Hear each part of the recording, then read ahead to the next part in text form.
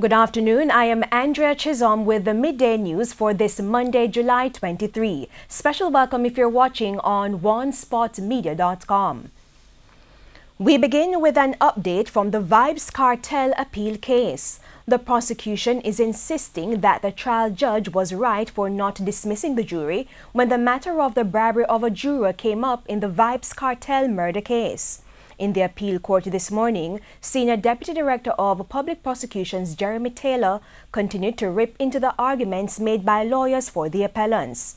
Mr. Taylor told the court that it cannot be said the trial judge's failure to discharge the jury amounted to miscarriage of justice.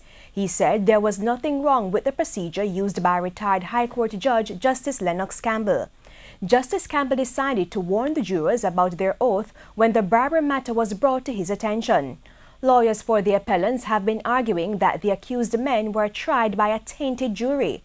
Kartel is appealing the life sentence imposed on him in 2014 for the murder of Clive Lizard Williams on August 16, 2011. Sean Campbell, Andre St. John, and Kahira Jones were also convicted for the murder. Days after a deadly shooting and the seizure of ammunition at Ambrook Lane, St. Andrew, a curfew has been imposed in the area. The curfew, which started yesterday, will continue until 6 o'clock tomorrow morning. The St. Andrew Central Police have been keeping a close watch on Ambrook Lane and the Hagley Park Road following the fatal shooting of an employee of China Harbour Engineering Company on July 13. A Chinese national involved in the Hagley Park Road Improvement Project was also shot.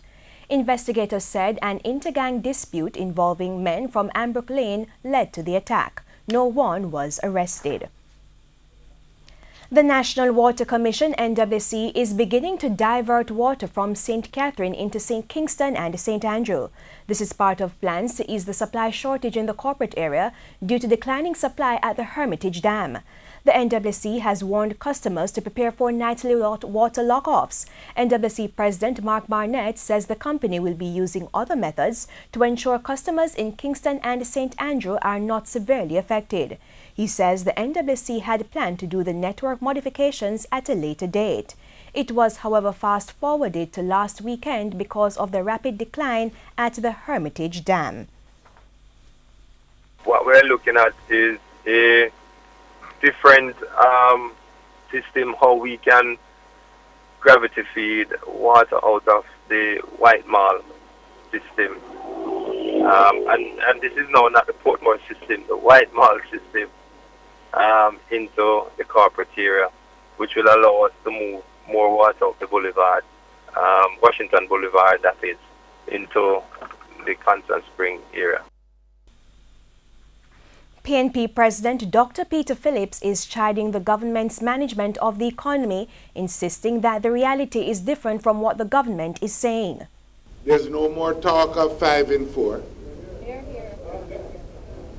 What we're seeing is that they haven't been able to achieve 1.5 and 2. Prices, particularly energy prices and food prices, are galloping. The foreign exchange markets are showing instability again, and the dollar is moving for reasons that are unexplained. Meanwhile, the People's National Party PNP said it's restructuring to target more young people. At the party's National Executive Council meeting, Dr. Phillips said a committee will review its group structures and roles in the party. He added that the political expectations of young people today are different from those of previous generations. We will have to make ourselves attractive to the expectations and the modes of behavior of the coming generations, because we need them to become involved, because their energies are essential to fixing the problems that Jamaica faces today. He said the review of the party's structures could become one of the most far-reaching decisions the party has made in recent times. TVJ News has been informed that the probe into the operations of the Kingston Public Hospital KPH morgue has been completed. The findings have reportedly been submitted to the Health Ministry. Our news center tried unsuccessfully to get a comment from Chairman of the Southeast Regional Health Authority, Philip Armstrong. The opposition People's National Party is once again calling for the government to start the South Coast Highway, which was promised 2 years ago. During a tour of St. Thomas recently, PNP President Dr. Peter Phillips said the highway is needed especially for farmers when moving crops out of the parish. If not sugar, and let's say you're growing other crops, fruit, etc., you have to be able to move them to market. To move them to market undamaged requires better roads and better transport conditions for the farmers to operate with. Dr. Phillips was also concerned about the seeming lack of action on the project. We are saying that we want to see the work start, but we are also saying that a future People's National Party administration will revert to the original plan for a first-class road all the way from Kingston to Portland. Farmers in Clarendon will soon have better roads to transport their produce. Agriculture Minister Alder Shaw said he left an $800 million budget at the Finance Ministry to repair farm roads. He was speaking at the Mango and Sorrel Festival on Friday in Rock River, Clarendon. Mr. Shaw added that as the new Minister of Agriculture, he will work with farmers to grow the local and export market. He said hotels and shops at the airports fail to sell local agricultural crops. It cannot be that you're walking through Jamaican airport and everything you're going to see on the shelf is imported from abroad. That's no foolishness. That is foolishness. We cannot move from poverty to prosperity. If not even in our country, in our airport, and in our hotels, we can't sell what we produce in Jamaica. That can't work. And that is going to have to change. With specialist nurses still leaving the country to take up more lucrative jobs overseas, there are mounting concerns about the ripple effects it could have on the delivery of healthcare in Jamaica. Deputy Chairman of LASCO, Peter Chin, says at least 20% of specialist nurses left the island in 2016. More in this report. If they falter, Jamaica will falter too. That's the assertion from Deputy Chairman at LASCO, Peter Chin, while speaking at the annual NAJ's Nurses and Students Awards ceremony held recently at the Jamaica Pegasus Hotel in New Kingston.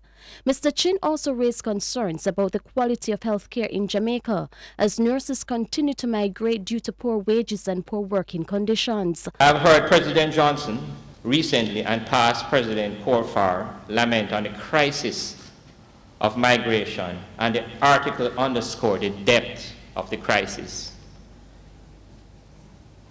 This is how the review described the crisis, and I quote, "Over the past few years, there have been a massive movement of nurses away from Jamaica to the US, Canada, and the United Kingdom.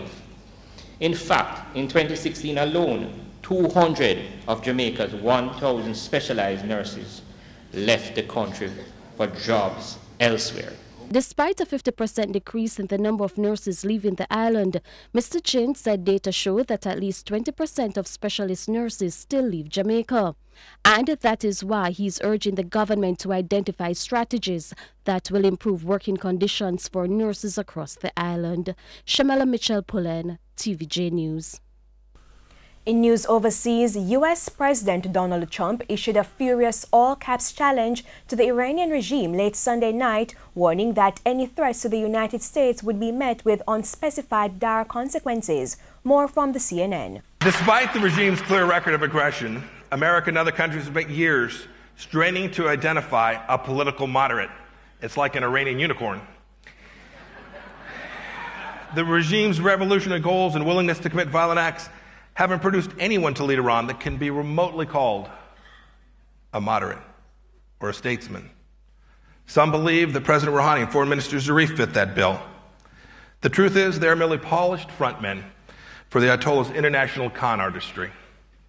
Their nuclear deal didn't make them moderates, it made them wolves in sheep's clothing. Governments around the world worry that confronting the Islamic Republic harms the cause of moderates. But these so-called moderates within the regime are still violent, Islamic revolutionaries with an anti-America, anti-West agenda. You only have to take their own words for it. And in sports, Sunshine Girl Hassana Williams led Excelsior High to victory in the inaugural AFNA Champion of Champions High School Netball competition on Saturday at the Leela Robinson Courts. Excelsior High are the champions of the inaugural AFNA Champion of Champions netball competition after defeating Holmwood Technical 46-27 in the finals. The Eagles were led by the 18-year-old Sunshine Girl Hassana Williams, who shot 28 goals from 40 attempts. Williams was also supported by teammate Rakoya Douglas, who added 17 goals from 29 attempts. Shadeen Bartley was the best scorer for Holmwood Technical with 24 goals from 42 attempts. Christopher Smart, coach of Excelsior, says he was surprised by the margin of victory. I am very elated at this moment, you know, but I really have to give thumbs up to the girls. I think the girls really came out this evening, and to be honest with you, they even surprised me. You know, I know Holmwood's a very good bunch, you know, I have a very good coach in Miss Graham, but believe me, the Excelsior girl this evening, they came and they left everything out there on the court, you know. I honestly expected to win this game, but by that margin. But as I said at the start of this competition, that Excelsior is 50% better than when they played in the All-Ireland final last year. And it was proven this afternoon by the margin of victory. These Excelsior girls, they are very dedicated, they are very disciplined. My team is a young team. I thought they would have put up a better fight, however. But hats off to Excelsior, they did well. They have a more experienced team. They went out there and played. And today they are the winners. We came second. We are giving thanks.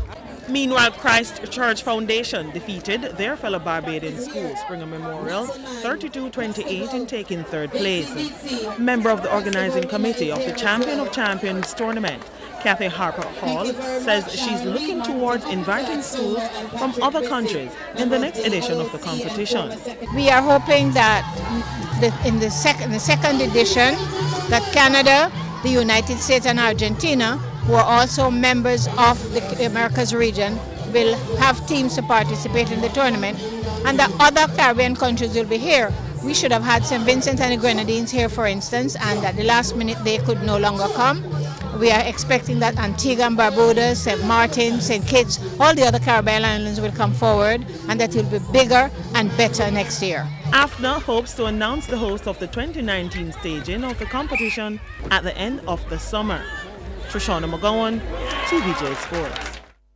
And that's the Midday News. I'm Andrea Chisholm. Join us at 7 for the Primetime News Package. On behalf of the news, sports and production teams, good afternoon.